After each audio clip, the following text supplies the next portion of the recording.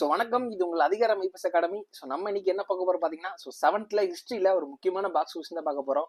So இந்த முக்கியமான box என்னன்னு பார்த்தீங்கன்னா, பண்டைய காலத்துல அரசர்கள் வந்து அவங்க நிலத்தை கொடையா கொடுத்துருப்பாங்க. ஸோ அந்த நிலத்தோட பேர் என்ன, அந்த நிலத்தை யார் உரிமை கொண்டாடினாங்க, ஸோ அந்த நிலத்தை யார் யூஸ் பண்ணாங்க சொல்லிட்டு தான் நம்ம இந்த வீடியோல ஃபுல்லா பார்க்க போறோம். இந்த கொஸ்டின் நிறைய பேர் பார்த்துருக்க மாட்டீங்க.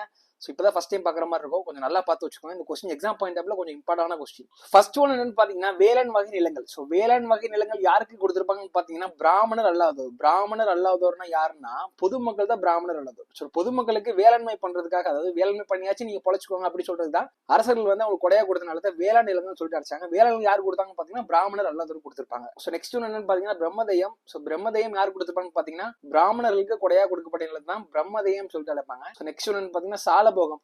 ஸோ சாலபோகம்னா கல்வி நிலையங்கள், அதாவது ஒரு கல்விச்சாலை அமைக்கிறதுக்கோ, ஒரு கலைக்கூடம் அமைக்கிறதுக்கோ, இல்லைன்னா ஒரு பாடசாலை அமைக்கிறதுக்கோ, குருகுலம் அமைக்கிறதுக்கோ தானமா கொடுக்கப்பட்ட நிலத்தை தான் சாலபோகம் சொல்லிட்டு அழைப்பாங்க. ஸோ நெக்ஸ்ட் ஒன் பார்த்தீங்கன்னா தேவதானம். ஸோ தேவதானம்னா ஒரு ஊர்ல ஒரு கோவில் அமைக்கிறதுக்கோ, இல்லைன்னா ஒரு வழிபாட்டு தலங்கள் அமைக்கிறதுக்கோ கொடுக்கப்பட்ட தானமாக கொடுக்கப்பட்ட நிலத்தை தான் தேவதானம் சொல்லிட்டு அழைப்பாங்க.